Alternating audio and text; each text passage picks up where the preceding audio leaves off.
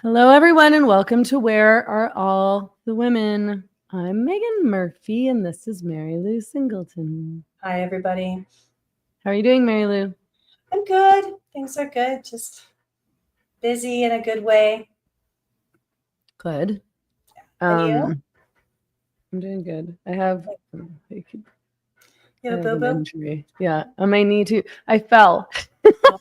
I hate to admit this because it's so weird. I don't think I've ever just like fallen before. Like I don't think I've just randomly fallen on the sidewalk. It wasn't random. I tripped on a tree branch on the way to the gym. On the sidewalk. Yeah, I was just walking along the sidewalk and there was this like tree branch in the sidewalk. And usually I actually am very good about looking where I'm walking because in Sayulita you run the risk of, there's cobblestones everywhere and there's holes everywhere and there's also dog shit everywhere. So like you really do have to watch where you're walking. But I guess I wasn't watching where I was walking and there was a tree branch on the sidewalk and I tripped over it. And I did. It was actually kind of nice. I know it's not nice to trip and fall, but because I caught myself. So I like scraped my knee a bit and then I scraped my hand somehow. But I was like, if these are the kinds of things that like if you're not in good shape, then you like injure. Like I didn't have any other injuries, despite that I literally just like fell down on the sidewalk. Like it's like there was nothing in my body hurt beyond the fact that I had like a bloody knee. And so I haven't really, there's some things that I've been limited in doing this week and it hurts. But I was like, like if I wasn't a person who worked out, I probably could have like actually injured myself in a more serious way. So thank the Lord for the gym, which I do every time I go. That's great. What you get in religion? And only one person saw me fall, I think. So also thank the Lord for that because I would have been so embarrassed if it, like I'm constantly paranoid about falling when I'm in like the middle of the plaza or something like that because it's so unstable to walk through those areas. And I watch women in particular falling in the plaza all the time. It's actually one of my favorite pastimes is to sit at the bar on the corner and watch girls walk over the cobblestones in high heels. Very entertaining. But like karma accumulating. Well, it's like you can't walk around in high heels in Sayulita. You just can't. Like really? Nobody should. You have to wear comfortable shoes or flat shoes or go like lots of people just go barefoot. But yeah, I think there was a girl running towards me and I fell, like got up and we just kind of laughed and I was like, anyway, other than that, I'm doing good. And I feel like there's, as usual, like 1 million zillion things to talk about. So I don't even know where to begin. I did notice just today that Elon, did you see this? That Elon's launched his new version of Grok. No. And he's included a new AI companion, and she's this like porny anime girl. And it's like, man, why do you have to be such a cliche? Everyone gets the same sexy AI companion. You don't even. No, you can choose, but just the fact that one of the options is like this like porny anime girl. Like she looks like, I'm sure if you asked he or they, whoever designed it, would say it's a young woman, but it's, they all look like girls. All the anime girls look like girls. They have pigtails and stuff like that. And she can undress. So she starts off in, let me see if I can pull this up. Like she can undress into lingerie, essentially. Elon Musk had tweeted her out. This is pretty cool. It's like, of course you think this is cool because you're a nerd. She's in I don't know how to describe this dress. I don't know. It's like nerd wear. Here, maybe I can share my screen. I hate doing this because it always takes me forever. I'm not the quickest at these things, but no, I need to see the nerd wear. I just like I've had a prejudice against nerds for my whole life. Really? And yeah, totally. And Oh, I just always come feel on. justified. Okay, so you can see what she looks like there. It's so And cliche. then there's Let me sneeze. I want to show you the lingerie version also. Ooh.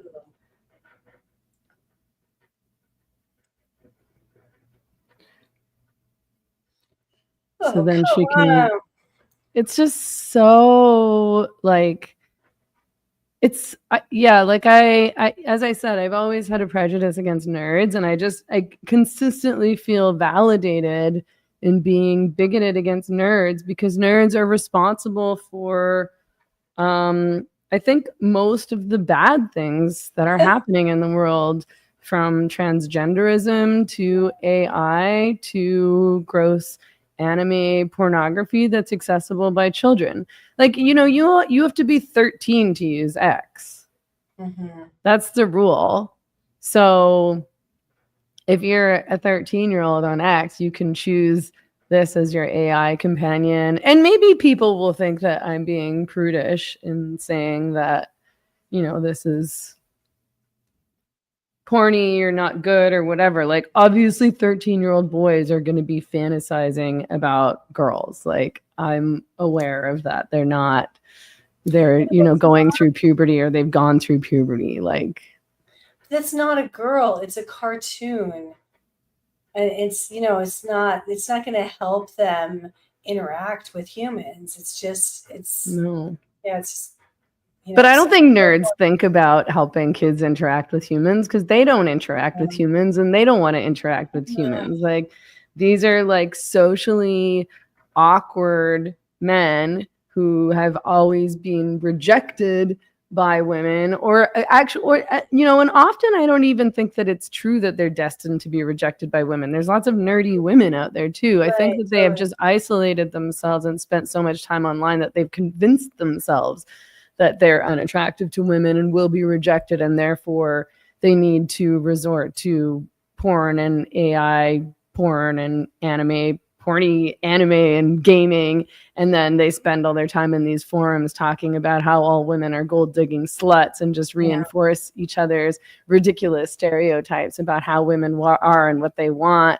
Like, they have to be these like 6'6" athletic, like Ken doll looking rich guys, otherwise they don't want us, which is a joke, because again, if you went out of the real world, you'd see unattractive people partnering up all the time and being happy. Like imagine if you had to be perfect in order to get married and have kids or have sex. Like, look at the world around you. That's not, most people are not that attractive. No, and it looks to me like this like uber attractive people actually have terrible romantic track records. Like, they often, it's one divorce after another. It's so rare to find like two like stereotypically gorgeous people who have been together for 40 years, right? It's just, it's not like that. There's evidence that makes people happier in their romantic relationships either. Yeah, that's a really good point, actually, because it's not like you like look at beautiful women and they're in happy relationships and like with these like great partners who treat them well and love them. Like, it's not true. I mean, attractive people have all sorts of problems. I mean, a lot of the same problems that unattractive people. I mean, things are just not that black and white either. There's like a spectrum, obviously, and people are actually attractive for all sorts of different reasons. And people who look attractive on Instagram often look unattractive in real life because they're just not very compelling people, or they have bad personalities or whatever it is. And often people who don't look particularly that hot in a photograph are actually like very sexy and attractive in real life for whatever reason. Like vibes, you know what I mean? But I don't like this AI girlfriend thing, and I don't like where it's going. I don't like where the world is. I'm horrified to think about what's going to be going on 6 months from now. It's all accelerating really quickly. No, and I mean, one of my big concerns about all of this is that these guys who are creating all of this designing all of this, selling all of this, are really not thinking about the implications, the potential negative or harmful implications for society and individuals and kids. I think they're just thinking like Elon, like, that's cool. Yeah. Like, this is a pretty big deal. Like, and surely that it's a big deal. That this is a new innovation and it's going to change the world forever. So I don't think you can play dumb in that regard. But I think that it's crazy that you aren't thinking about the ethical implications of all this. You're just thinking, oh, this is cool. Like, there's much more than that. There was an influencer that went viral. All the guys thought that she was hot. She was like at Wimbledon posing. She was this new it girl. Her name was Mia Zelu. I think she has like 150,000 followers on Instagram. These like athletes who are like following and liking her account, and she turned out to be AI. Oh wow. Yeah, there was when an Indian cricket star named Rishabh Pant was liking and commenting on her posts. I mean, in some ways it's kind of amusing because men are so silly and naive.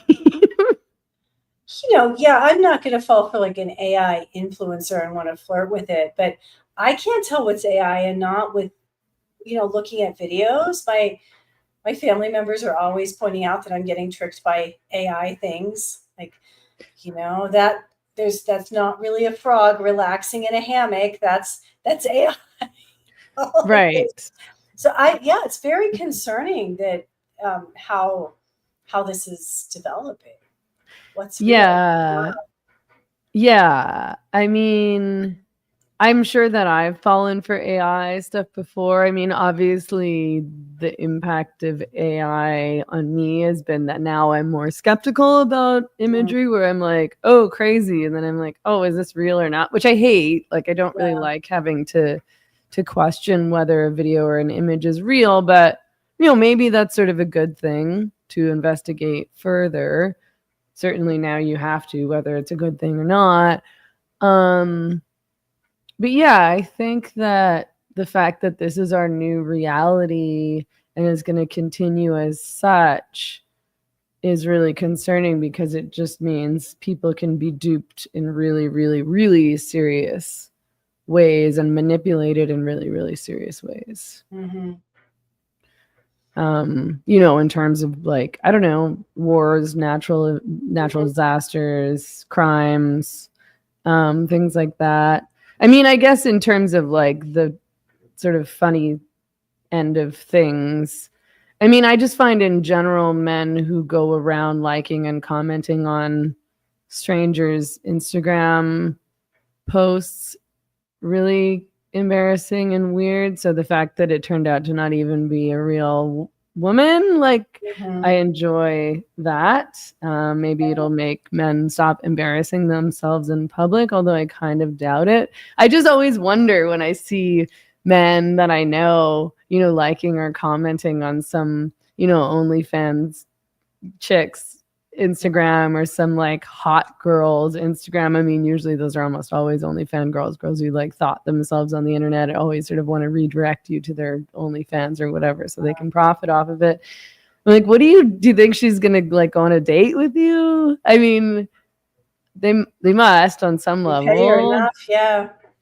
Like if you comment enough, then maybe she'll pay attention to you, and maybe you guys will strike up a romance or like what. I don't know what the aim is there. I wish somebody would actually, if you're watching in the live chat and you've ever done this before, please tell me what you think is going to happen if you comment on random hot girl's Instagram.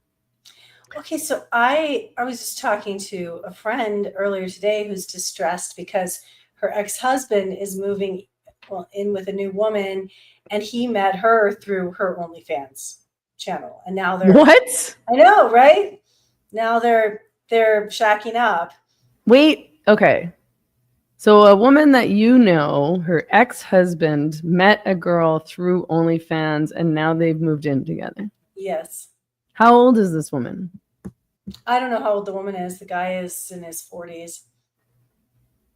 So is he dating somebody much younger than him, or is She's this in her an 20s. ugly like? Okay, well, this Yeah. is weird. Does he have money? No, he's a loser.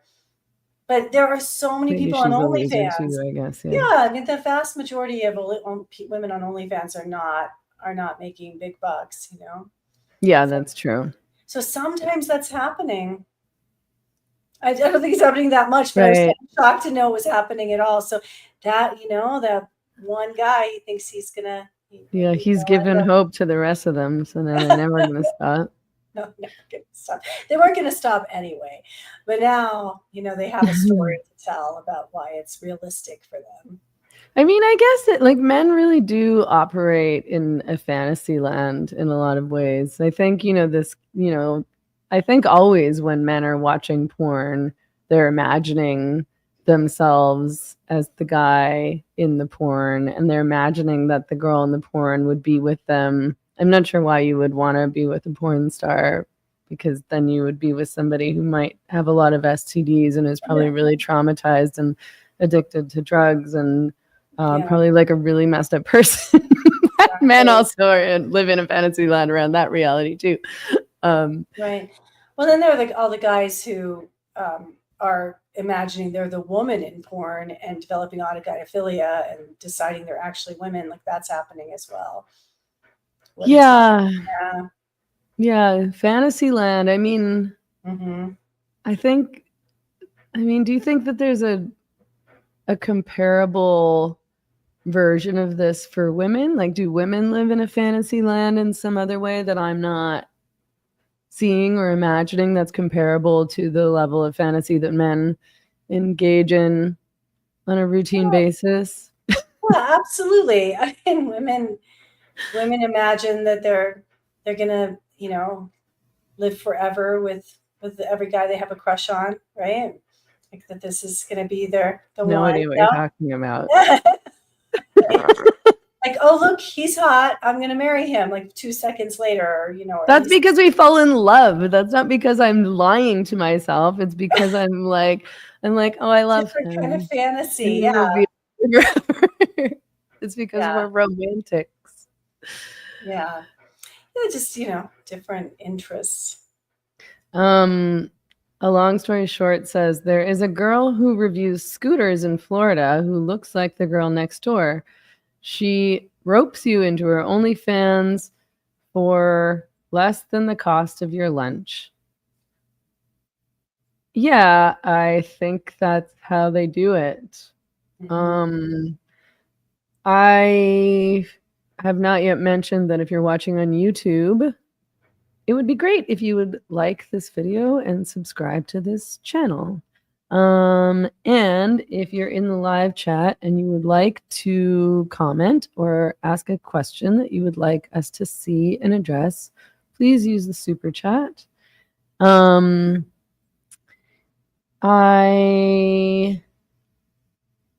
guess, you know what? There are women, I mean, I don't think this is super common, but there are those women who fall for these guys who live in like India or Africa who send them messages on the internet and tell them that they're in love with them, and they use a fake photo and they just need them to send them, you know, like $10,000 and then they can be together forever. There's just, you know, there's some issue with the bank wiring transfer or something like that.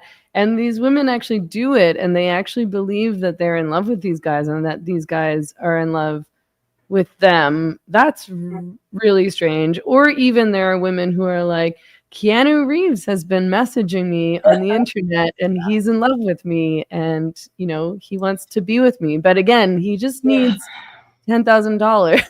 You know, he's down on his luck, or his bank account got hacked. No, the love scammers are a big deal. Like that's, for a long time it was the Nigerian love scammers. Now a lot of like India has gotten in on the game, and I actually know quite a few families where this has been an issue with elderly women in the family getting love scammed. Really? Mm-hmm. And just giving these guys tons and tons of money. And, they're lonely. They want to be loved. A lot of women who live for male attention, that doesn't go away when you're elderly. Like if you've built your whole life um, around needing male attention, needing male romantic attention, like those guys know exactly how to prey on those women. And as they get older, they become easy marks for it. It's really sad. Nigerian love scammers, and there are love scammers all over. It's not just Nigerian love scammers. There are American love scammers. Love scammers. I mean, I've always wondered how anybody would fall for, like, particularly when somebody's just messaging you online, when it's strangers. Like, I get the sort of con man routine that happens in real life with these guys because, some people are very good at manipulating and a lot of people don't read manipulation. Like, I think if you've not dealt with those kinds of people before, you don't assume that somebody is trying to manipulate you and you won't see the red flags. And there's lots of red flags that, lots of us miss. And oftentimes, women choose to miss red flags because they don't want to see them. Well, I think the same people tend to get conned over and over again. It seems like we always have, everyone has the friend who it's one multi-level marketing scam after another that she's into, or moving from one cult to another. And I think that con artists can sniff out an easy mark. They don't spend too much time if you're not biting. They put out their feelers and can tell who's going to fall for it. But unfortunately, it's not that she hasn't dealt with scammers before. It's often that the same woman is getting scammed again and again and again. And I don't know what causes that and why some people are so susceptible to that. Yeah, that's a good point, actually, because it's like people go from, I don't know, some kind of culty religion to like some other kind of cult and then go to, AA or something like that. I think, I mean, I think maybe there's a certain kind of person who really just is desperate to find meaning. And so we'll find it in anything that suits them. And then, again, we'll sort of ignore all the red flags because they really want to believe in something or feel like they belong, or they're so desperate to have a purpose. I don't know. Did you read this story about Lauren Southern? No. Oh, you didn't? I didn't do my homework. Okay. Well, tell me it's going to be hard to explain in that case because it's very long. So Lauren Southern published yesterday some excerpts from a book that she's publishing about, her experience being sort of like a rising right-wing internet star, but also including her encounters with Andrew Tate, which I guess there's been lots of online gossip and speculation around. I never followed her that closely. I don't follow any internet influencers very closely, right or left.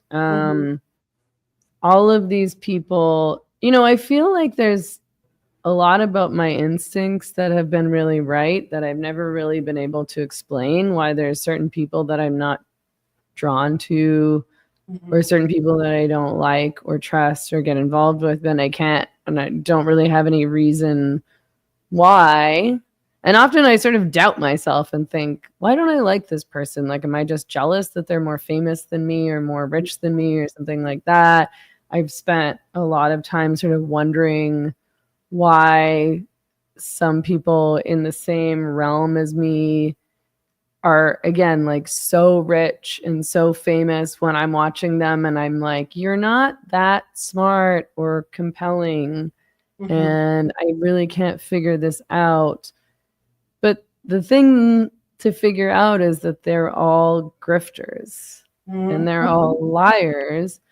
and they're all star fuckers, just within a certain realm of like YouTube stars and internet celebrities, and again, like right-wing grifters. I'm sure it's exactly the same thing on the left. I know that it's the exact same thing on the left when you look at people like Cenk Uygur and Anna Kasparian and all these people who I just don't think have been being honest actors this whole time. They've been promoting certain narratives and fear mongering around certain issues because this is their bread and butter and this is how they make money. And I think that there's lots that they've known about these narratives. They've known these narratives are bunk or untrue, and they know that they're exaggerating, and they know that trans women aren't really women, and they just keep saying these things over and over and over again because they want their paychecks. And there is no big mystery. I think like, I've worked for myself and been independent like actually all these years and only ever gotten paid via my audience, like through subscriptions and donations, and nobody's ever funded me. And all these other people who I'm like, wait, why does this person have so much money? Like, what are they doing that's different than what I'm doing? And yeah, why do they have all these people promoting them? Like, why have they blown up like this? And it's usually it's not organic. Like usually they are getting funded by some nefarious individual organization, and then they're being fed certain narratives, or they're just generally compromised in some way, so they're not going to cover a certain issue, or they're going to lie about a certain issue, or whatever it is. So I hope that everyone will go to my Substack and become a paid subscriber. Because I'm broke, because I'm just too stupid to grift properly and connect with the Andrew Tates of the world. So I'm not getting paid in the way that these other people are. But needless to say, she was, she published some excerpts from her book on her Substack. And I think it's worth reading. Like, it did read in a tabloidy style to me, which bugged me a little bit. And I did sort of wonder, I'm always wondering how people remember so many details from these ordeals, because I have such a bad memory. And if I were to try to recount specific conversations that I had when I was 22, I don't think I would ever be able to. But she does say that she was essentially kind of date raped by Andrew Tate. So she went with Tommy Robinson and a couple of other guys who I hadn't heard before at what she thought was an investor meeting with the Tate brothers when she was like 22 in Romania. And, it turned out that mostly what they were doing, like it was mostly a crypto scam. That they were trying to get them involved in. It wasn't a real investment meeting. They take her out to the club. She, according to her story, she has, a drink and a shot and starts to feel really, really drunk, has to go lie down on a bench in a club, which sort of signifies she was drugged, and then is carried back to her hotel by Andrew Tate, where he tries to hook up with her. She tries to push him away. He tries to choke her and rapes her. And,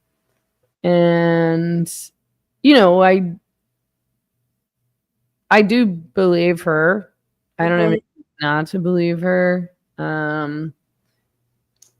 He's such a bad person. And he should just be killed.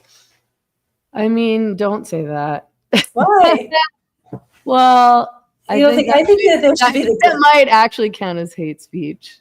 Really? No, Can you say that somebody should be killed? Isn't that like targeting them with? No, I think there should genocide. Are you trying to genocide Andrew Tate? He should be tried and found guilty and given the death penalty. Okay. I'm not defending Andrew Tate against the death penalty. I was just wondering if it was like, that could be a sketchy thing to say out loud. Sane society, a group of postmenopausal women would just like follow this guy into an alley and kill him because. Sure, but that's not legal. You can't do that. No, I'm not saying I'm going to do it. I'm just telling you to. Yeah. Okay, telling you to. Going to get demonetized. I'm trying to protect you from getting arrested, Mary Lou. Okay. I'm not going to kill Andrew Tate. Like, how could I? I don't want to be anywhere near him. I think somebody should, but the state should try him. I know. Isn't he on trial in Florida now? I don't know. I mean, I don't really. I never think anyone should be killed almost because I feel like that's not justice. Like I want somebody to go to jail and suffer and feel embarrassed for the rest of their lives and like have a miserable life. Like I feel like Andrew Tate will be one of those guys that stupid women write love letters to, and he'll get to have conjugal visits with all of these insane women who are attracted to criminally violent men. Which is why I think justice would look different than that. Yeah, but if he had to live out the rest of his life in jail, I think he would still be pretty miserable because he wouldn't have the attention that he feels entitled to or all the sports cars and so on and so forth. Yeah, okay. I mean, he's just, he's such a scam artist. And he's such an abusive piece of shit. And I just cannot stop thinking about all of the people who platformed him like he had something interesting and important to say, and that he was somehow being wronged by this narrative of, this guy is a trafficker and an abuser and a rapist. And again, a scam artist, and tried to legitimize him and tried to force people to take him seriously. Like he never deserved any platform to begin with. He never deserved to be taken seriously. Like beyond the fact that he's an abuser, he's just a total douchebag. Right. And I wonder where he came from. Like who created Andrew Tate? Like how did he get the level of influence? Like, I just kind of wonder, I think of like Whitney Webb's work, and is someone behind Andrew Tate? Like what kind of intelligence op is he a part of? Well, I mean, Lauren Southern explains some of it on her Substack, or what she thinks is going on anyway. So, that's why I included those links. But I think, I don't know how much she knows, but I think a lot of it had to do with him, making connections and then getting these people to platform him. And then, he has a lot of people who are paid to promote him. And yeah, and I guess they're involved in some crypto scams but I don't know. Who knows? Yeah, maybe there's somebody else who's maybe he's a paid operative of somebody else. Poor Lauren Southern. She had terrible discernment in men and ends up being, she was in that abusive marriage and she was raped by Andrew Tate. This is terrible that these things have happened to her. Yeah, and they just she's been trashed so badly by the men of that sphere as well, who basically just call her a slut constantly. I know. It's like, oh, she should just stay pretty and parrot what they want her to say, and then she can be elevated as what a woman is supposed to be like. But as soon as she starts mouthing off and talking about bad male behavior, she's kicked out of the club. Yeah, or telling the truth. She's been punished because, in her words, actually, she knew too much about what was going on. She knew too much about how all these guys were operating and what lying sleazebags they were. So they had to totally trash and destroy her reputation online. And, I'm sure she has her own failings and flaws. And I think she admits to that as well. And Yeah. But, it's just, it really does reinforce how male dominated these spheres still are. The right wing online influencer sphere, the heterodox sphere, which is completely dominated by male podcasters, and the few of us who are women are sidelined and not privy to the platforming and power and money and attention and connections that the men offer to one another.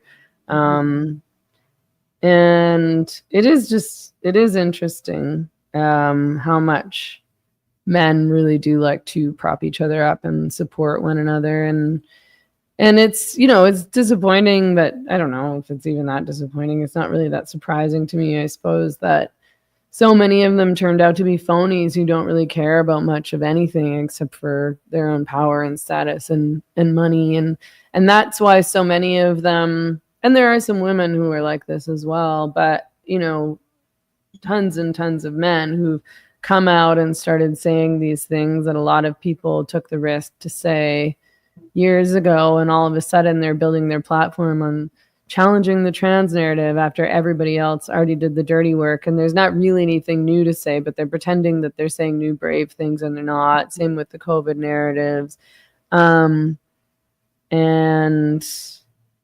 it's just, the disappointing part is not necessarily that people do this. I think it's disappointing that people fall for it and go along and applaud and pretend, they pretend along with the narrative that these men have created for themselves, that they're brave truth tellers, when they protected their own asses until it was convenient and when they could monetize the new hot thing, which whether that be challenging gender identity ideology, or I just watched Sean Ryan interviewing Gavin Newsom. I didn't watch the whole thing, I don't listen to that podcast, and Gavin Newsom trying to act as though was critical, or he just didn't know any better, and it's these experts lied to us, as though it weren't, as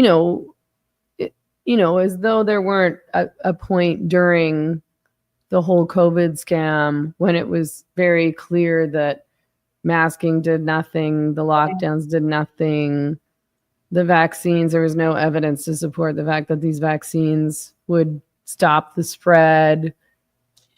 From within a month into it, we had evidence that the states that weren't locking down had exactly the same outcomes as the states with draconian lockdowns. It was clear it wasn't making any difference at all. And Gavin Newsom's kids were in school when he had shut down the schools for all the plebes in his state. He had that party at the fancy French Laundry restaurant while he was telling everyone else they couldn't go out to restaurants. He obviously knew it was bullshit, or he wouldn't have been behaving the way he was. If he really thought it was life-threatening to teachers and children to be in school, he wouldn't have had his own child going to private school during that time. If he really thought it was life-threatening to have a party at a restaurant, he wouldn't have done it. He knew it was bullshit. Remember the Obama had a birthday party at Martha's Vineyard, and all the staff had to be masked, but all the partiers had their faces out and drinking champagne and dancing together. And then the excuse he used was it was a sophisticated crowd. Like that's Gavin Newsom's thing. Oh, well, we're rich. They don't spread germs so like the plebs. Totally. It's a sophisticated crowd. We're not lepers. Yeah, he also, again, it's like one of those things where it's like, do you guys not have any instincts of your own? Because he just reads as a lying, phony sleazebag. So if you watch him speaking, he lies. He seems like a liar and a creep, and I don't trust him. No, it's amazing that anybody trusts him. I really worry about him getting more power. I want to just read because there's some excerpts from Lauren Southern's piece that sort of reinforce what we're talking about here. So she writes, almost everyone else in this sphere, with the exception of a small few, is taking money from these grifters and creeps who care about nothing but their own. Oh, wait, no, this isn't from her. Sorry. Wait, that's my diary. Yeah, exactly.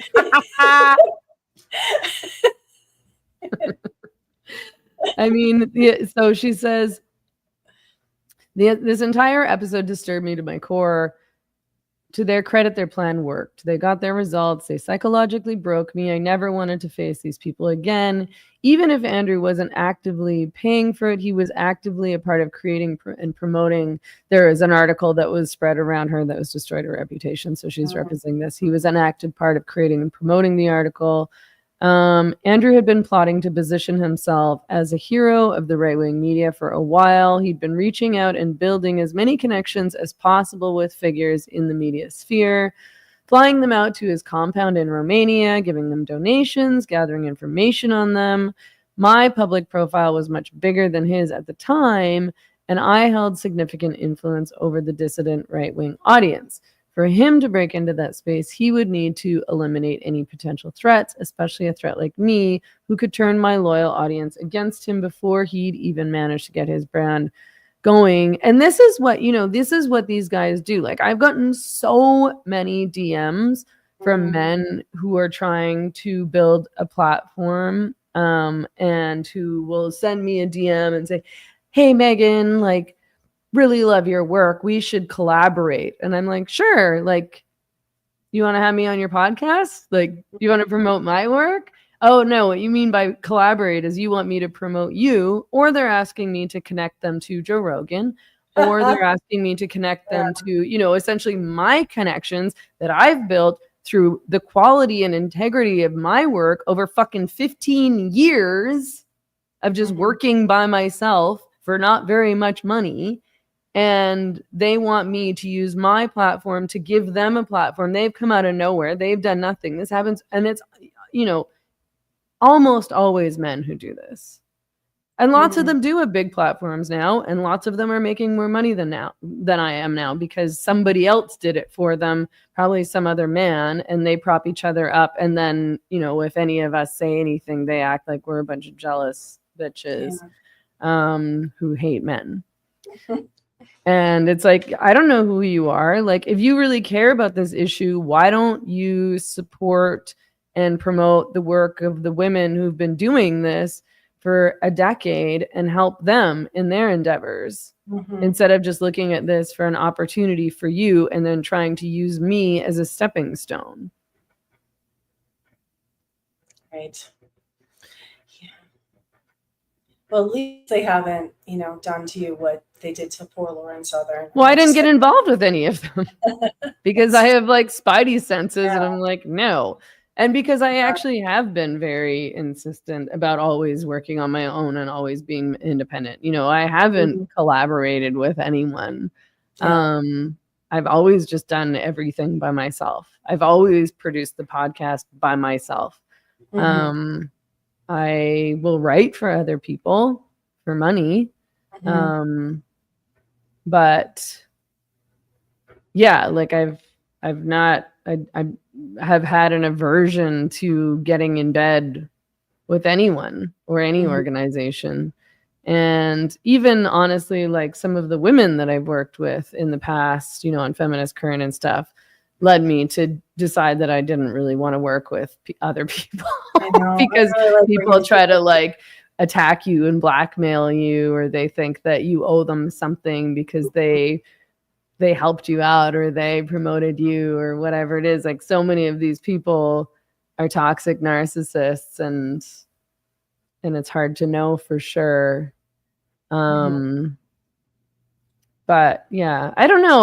I feel like reading that article actually did answer a lot of questions for me, and sort of, it is comforting in some ways that it's not just because I'm doing everything wrong. It's just because I'm not a shady grifter and that I'm not going around hobnobbing with the elite and the powerful who can give me money or or connect me with people who are more famous and more powerful. I also just don't care. Like, I don't care who has power and who has money and who's famous. I don't want to be around those people. I still just want to be around people that I like being around, and those are just my friends. I don't care about status in that way. Maybe you could start selling shady grifter t-shirts though. Well, yeah, I am selling my gay and retarded t-shirt. If anybody wants to buy it, you can go to www.meghanmurphy.ca and click the shop tab. But yeah, I mean, this is sort of why, like, I always even feel bad pitching people to, subscribe to my Substack and things like that. And it's hard to ask for money, but I mean, that is how I survive. And so I do feel like if people genuinely care about independent writers and podcasters and thinkers who aren't paid operatives and aren't compromised and aren't lying and aren't actual sleazebags while purporting to be a highly ethical, courageous people on the internet, then they should go and become paid subscribers to people who are, like Megan Daum and Bridget Fetisi and me and, Brett and Heather. I think they have a lot of integrity too. Right. I know that there's a lot of others, I still have a lot of respect for Konstantin Kisin and Francis Foster, actually. I'm going to put in a plug for CJ Hopkins. I think he's worth supporting. Yeah. So, there's a thing happening on Substack right now where they've courted a bunch of famous people and brought on a bunch of like celebrities who don't need to be on Substack at all. They don't need the platform. They certainly don't need paid subscribers. They're already wealthy. They already have massive platforms, but it's meant that a lot of the people who started out there, Matt Taibbi also, I think, has so much integrity and is a really great journalist. One of the only ones left, actually. Yeah, absolutely. Matt Taibbi is amazing. Yeah. So, but, it takes away from the independents who built up the platform.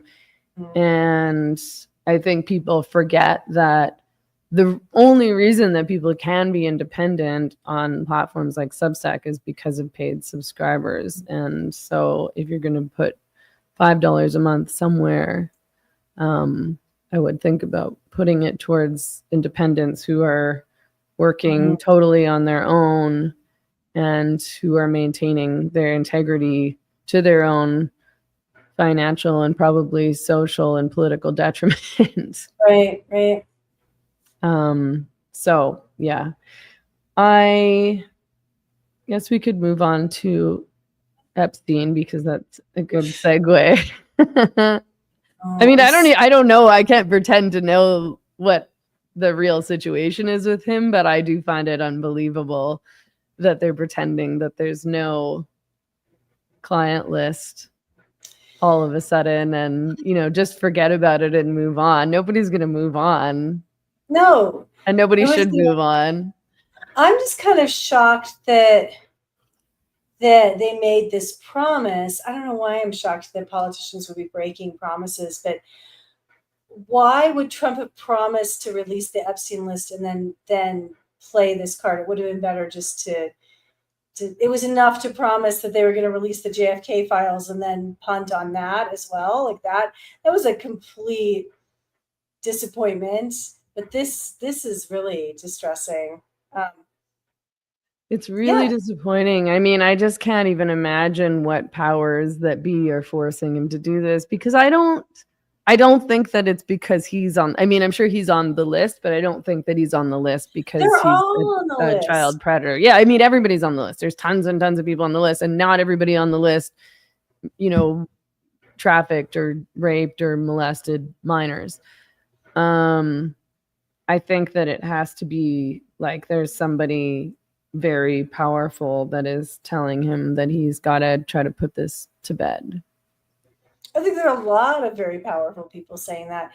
And it's fascinating for me to watch liberals saying, well, Trump's on the Epstein list. That's why he won't release it. When Biden wouldn't release it, the Clintons are on that list, Obama's on that list, Bill Gates on that list. Like everybody, like Epstein was involved with all of the elites. And Ghislaine Maxwell is in jail for trafficking people, but there's no list. Like, there's no proof that this actually happened. How is she in jail? Like, what is going on here? I feel so jerked around by all of it.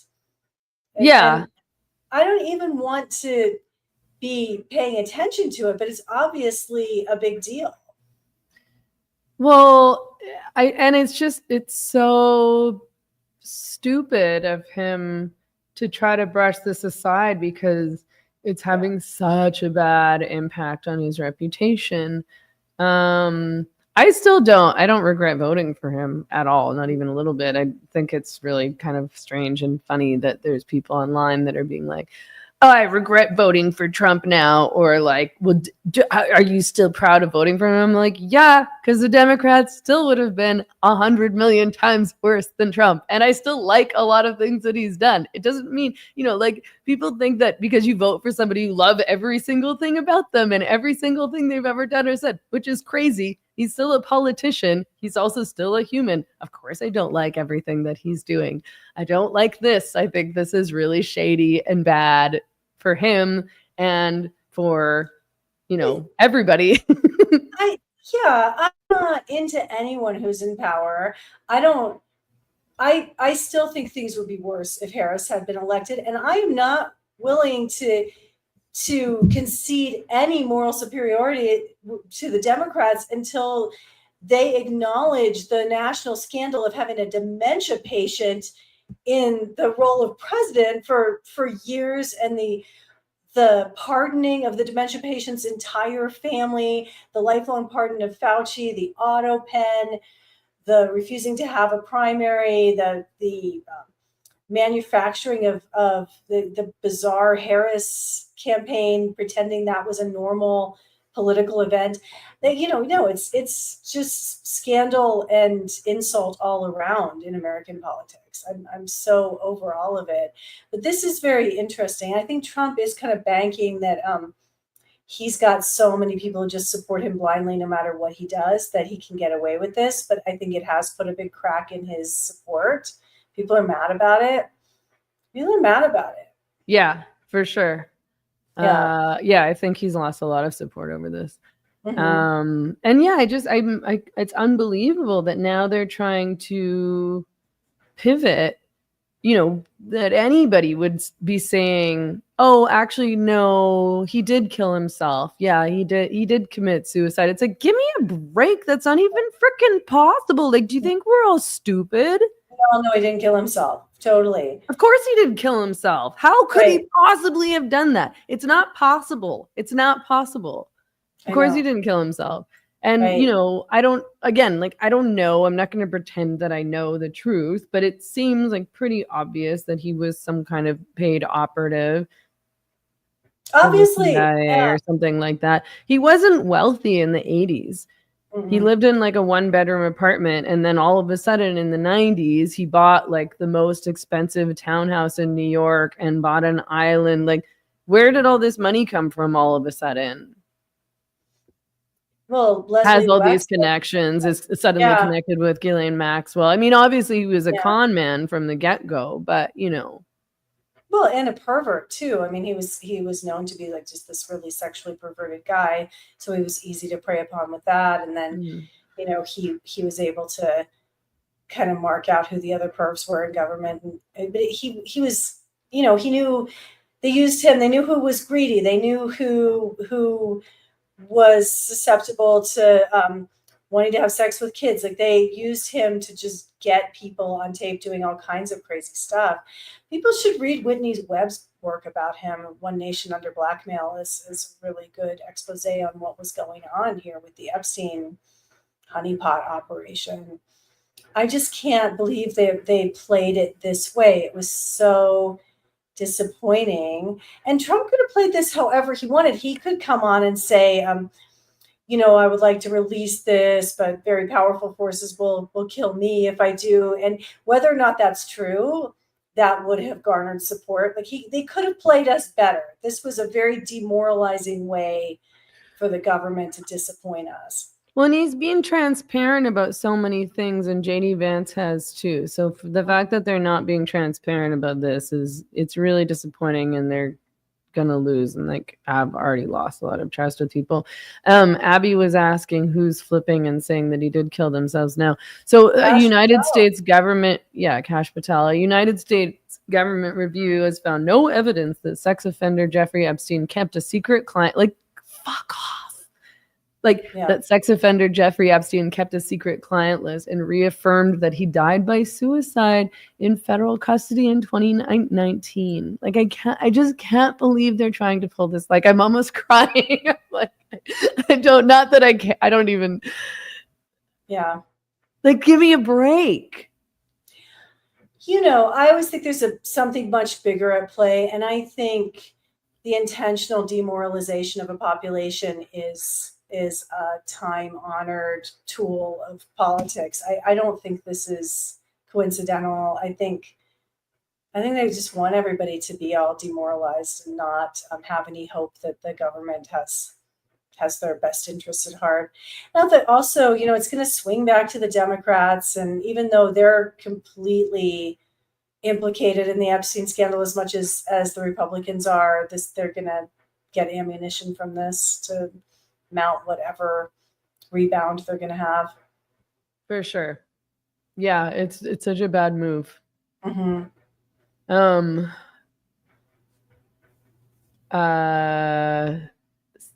Fictional me says, how can he know weren't the camera's strangely turned off? Whatever. It's total BS.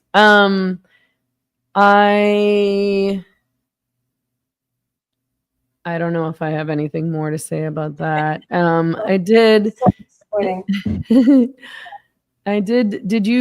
want to talk about this article in the New York Times. Did you read the article? Is it time to stop snubbing your right-wing family article? Yes. Is it time to stop being a total asshole to people who disagree with you politically? I mean, speaking of like people trying to change their tunes based on seeing the tides changing and it being a convenient time for them to do so. It's like, get out of here. Mm-hmm. Get out of here. Like, hey guys, maybe we should be nice to our cousin who refused to get vaccinated, who refused to take this experimental jab for no good reason at all. Maybe we should associate with him. I mean, just because he's a big stupid idiot who listens to Joe Rogan, you know, we can still hang out with him. Like, this is so big of them. It's like, no, like, first of all, like, you're not doing anyone a favor. You were wrong. Right. At least admit that you were wrong. Like, he doesn't, the author of this article doesn't even admit that he was wrong about all these things. He still is totally condescending about, he's talking about his brother-in-law, I believe, who he surfs with, and they can still get along, even though he mentioned several times, even though he listens to the Joe Rogan podcast. Oh my God. Like, so that's a bad thing. How can you talk to him if he listens to Joe Rogan? He just like he's so classist, and he has no idea that this kind of classism and this kind of condescension is a bad look for him. Like, he completely assumes that his entire audience is on side with him and thinks that his brother-in-law is a dolt and a conspiracy theorist. And, you know, he's, you know, like an electrician or something like that. Whereas this guy was an advisor to the Obama administration.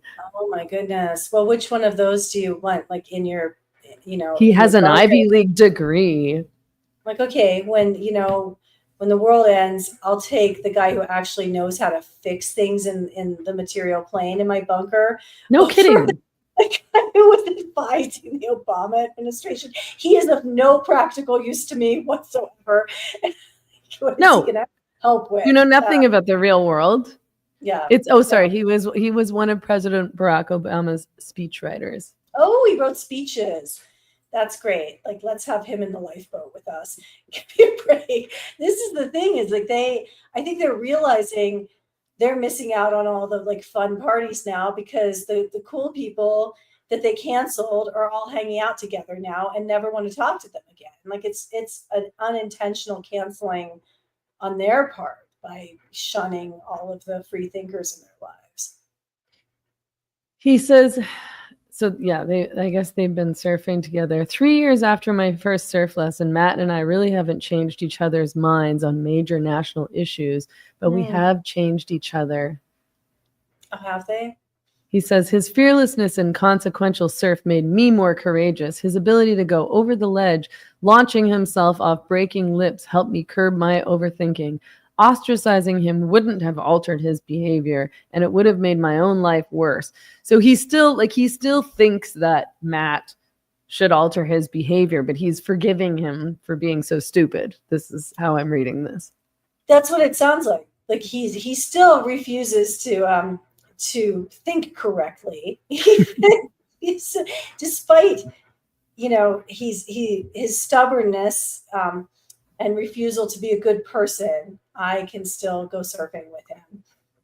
I can put all this aside. Like, So it's like, what do you think, like, should we all put it aside that you not only were wrong about everything, but you also said that we should all be ostracized from society, or maybe that we should all die. Right. We should all die. We should be, like Noam Chomsky said, locked in our homes and denied food, like not be allowed to go out and get food. Yeah, it's fascinating. And they won't down. They still believe that it was a noble good to try to force the vaccine on everyone. They were in the right to cancel their grandma. Yeah, I think that they still tell themselves that the vaccine was a good choice, and maybe it helped them not get sick. And yeah, I mean, they had to do the lockdowns because they didn't know any better, even though everybody did know better, and that the whole point of the entire exercise was to force everybody to take the vaccine so that a few people could become billionaires. That was the whole point. Right. That was the only point of all of this. Well, and to usher in the digitizing of our whole culture, to usher in the idea that that teaching is a non-essential profession and kids don't need to be in school. They brought in a lot of that fourth industrial revolution reality with the COVID lockdowns. It just fast-tracked the Zoom society for sure. So a lot of people made money, not just the vaccine manufacturers and the remdesivir producers and what was the other one? The Regeneron. I think people made money on stocks and things like that. Oh, they made so who much knew money. What was going on, who were in on it. Right. Peloton. The fact that all these people could be like, that they could shut down all these small businesses and take control over, Amazon obviously did very well in all of this. It was a really successful operation on their part.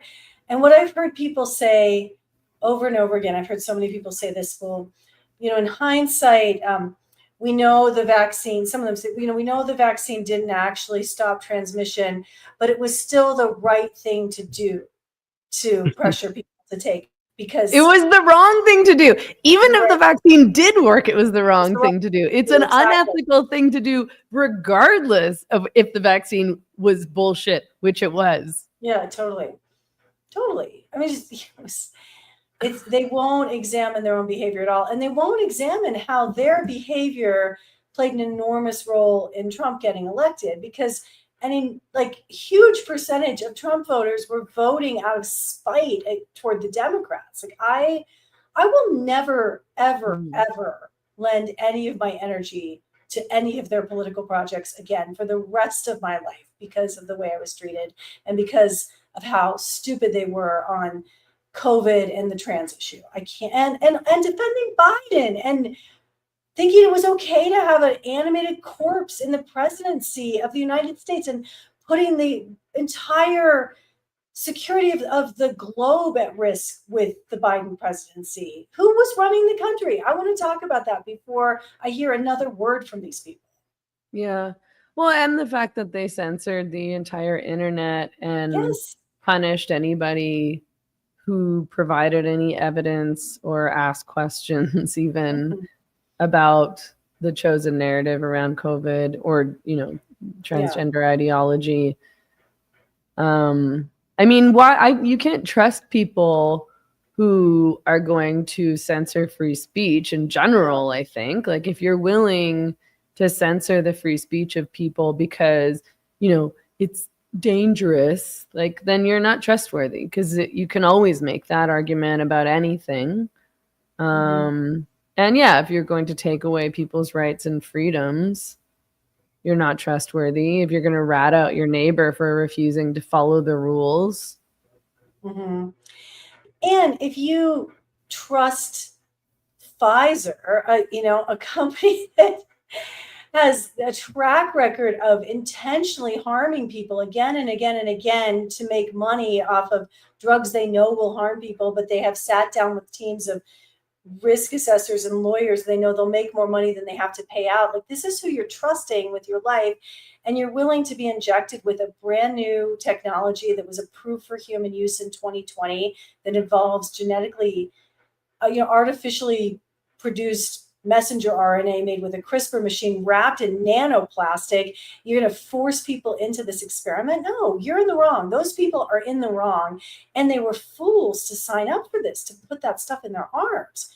This is just, it blows my mind that they can't see what fools they were to willingly get in line for that brand new technology. Remember how they all pretended they were so smart because of how good they were at parroting propaganda? That was very upsetting to watch. Safe and effective, and pretending they knew anything about this pharmaceutical product that was invented 2 weeks ago, pretending they knew anything about the safety data or what it did or whether or not it was going to prevent infection. Yeah, I mean, at least you could say, I don't know, but I'm going to do it. But pretending that you were some kind of expert on it, or, trying to force other people into it when you don't know anything and those other people don't know anything either. Like, at least admit, like, well, I don't know, but whatever, I'm just going to do it because this is easier for me, or because I want to go to the movie theater, or whatever it is. Yeah, right. You have a lot more respect for those people than the people who pretended that they knew it was safe because they'd read the science. Hello, there is no science. We had one study with 3 weeks of data in it. And this thing was fast-tracked. It was Trump's Warp Speed vaccine campaign, Operation Warp Speed. That is not reassuring. That's not what you want in your medications. Something that was created through a government program called Operation Warp No long-term research. I love it. I know. Totally. I'm in. Sounds great. Yeah, sounds very, methodically studied operation. But they haven't learned anything. I mean, they're all on Ozempic now, or whatever the next big thing is. It's like, and they're all like confident that there's going to be no long-term consequences for Ozempic usage either. Right. And think that those of us who think that there will be, and I mean, of course there are side effects for Ozempic, like we're already aware of that, but it's unbelievable to me that people will still trust big pharma and trust the next big thing and the next trend, and that people will learn nothing from this experience. But I guess not. I mean, these people are not critical thinkers at the end of the day. I'm not sure anybody ever learns anything. I think humans just... Well, I think I have. I mean, I used to trust the government. I totally did. Yeah. Like, for most of my, like, if you're a leftist, you trust the government. That's true. Like, that's the point, is that if you want a big government and you want the state to take care of things and to own, if you want everything to be public over private, if you don't believe in private property, if you support high taxation because you want the government housing, universal health care, universal daycare, UBI, welfare, I mean, you do trust the government to be doing good No, that's very for true. the people. Right. Right.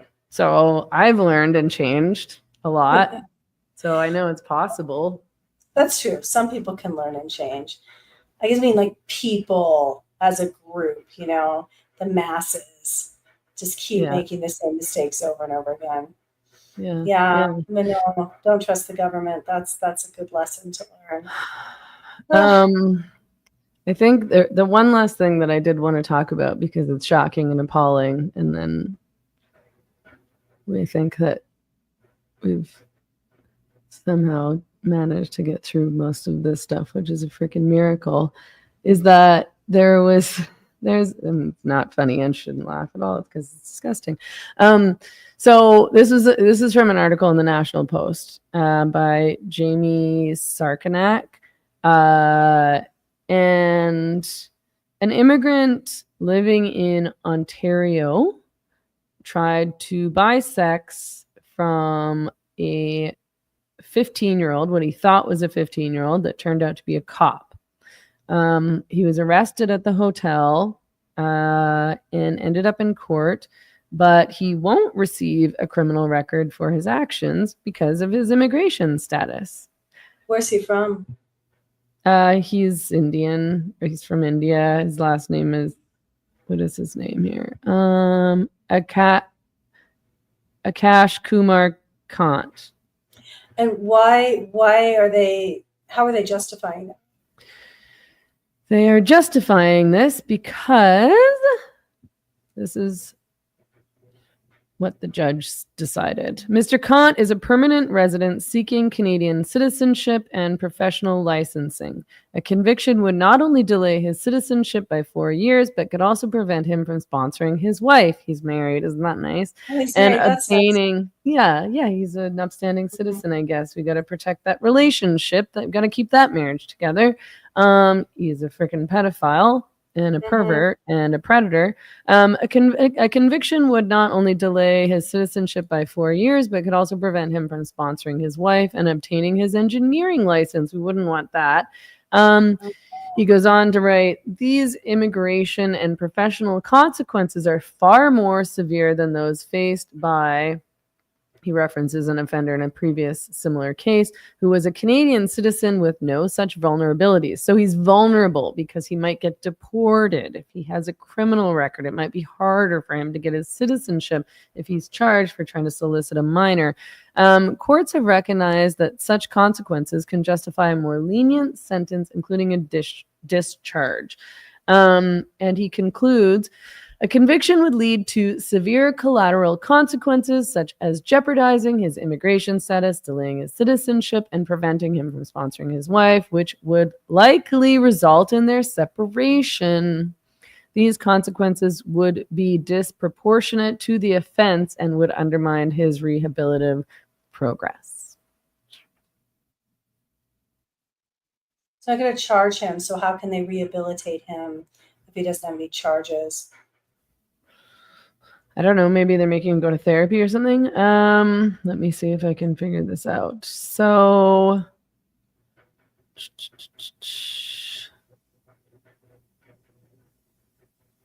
yeah, I don't know. But they're giving him a lesser charge because of his status.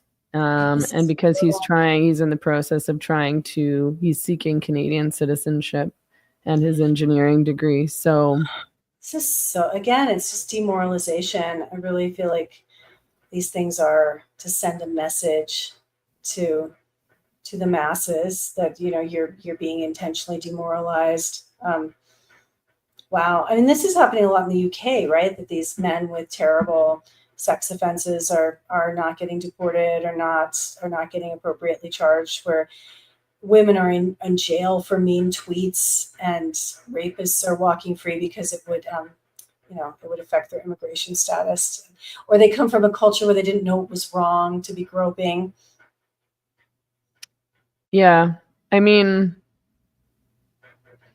it makes no sense, because I feel like if you were an immigrant and if you're not a citizen, you should be in a more precarious position. So if you do commit a crime, you get deported. And you should get, the charges should be worse and harsher. Like you should be on your best behavior if you're living somewhere and you're trying to gain citizenship, and instead of they're treating this in the opposite way. Why do you want these guys in the country is what I want to know. I know. Well, I mean, you know how I feel that guys who buy children for sex should be killed. Really believe that. So I think at least throw the guy in jail. I know you Canadians aren't as into capital punishment as we are down here. What's not. Yeah, I mean, I don't know what my opinion is on capital punishment, to be honest. I didn't realize at first that you were talking about capital punishment. I thought that you were suggesting that somebody should kill him, and I was like, I don't know if you should be saying that out loud on YouTube. Yeah. When you're talking about the death penalty. However it happens to be instituted, yes. I don't trust the government, so sometimes other things have to happen. But I think somebody as a society, I think we should collectively decide that certain things result in a forfeiture of your life, and one of those is purchasing children for sex. No kidding. Okay, so on June 25th, Kant was sentenced to a conditional discharge for committing an indecent act. For 3 months, he'll be under house arrest, during which time he can go shopping for 3 hours every Sunday, attend religious services, medical appointments, and travel to and from work. 12 months of probation will follow afterward. Oh. Gross. Like, this is almost nothing. He tried to rape a child. I know. As somebody pointed out in the comments, a child sex slave. Like, this is somebody who's probably a trafficking victim. But his licensure, we need more. I mean, it wasn't an actual 15-year-old, but I should say, but what he was trying to do. What he was wanting. Yeah, it's very distressing. Well, don't like that. I mean, this just reconfirms my belief that Canada is over. Canada does seem like it's over. A lot of Europe seems like it's over too. We'll see what's going to happen. Well, I think maybe Canada will become part of the EU, and then they can all be over together. I don't know. Up on the U.S. invading Canada. We don't have any Well, why would the U.S. want Canada? I mean, I know that Trump was joking about that. I mean, I do think that Alberta should go independent or become the 51st state, as it were. But nowhere else, no other Canadian province has the inclination or the balls to do that. So, and if Trump were to take Canada, it wouldn't be good for America or for Trump or the Republican Party or red states. And you don't want a bunch of citizens there who don't want to be there. No. I mean, ideally, you want people living in America who love America and want to be Americans. All good reasons for not invading Canada. True. Maybe just Alberta then. Or they can just join. All right. Well, I really wish that guy had been deported or put in jail and then deported. Yeah. Alas.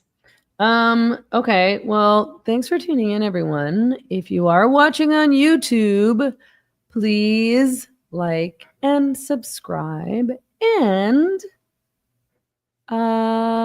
if you do support our work and wish to support independents who are not CIA operatives, are not in bed literally or figuratively with Andrew Tate, aren't being paid by Russia, or any other nefarious sources, please become a paid subscriber on Substack. I am at www.meganmurphy.ca. Mary Lou is at Mary Lou Singleton. And I'm on Twitter at Meghan E. Murphy. Mary Lou is on, X at ML_Singleton.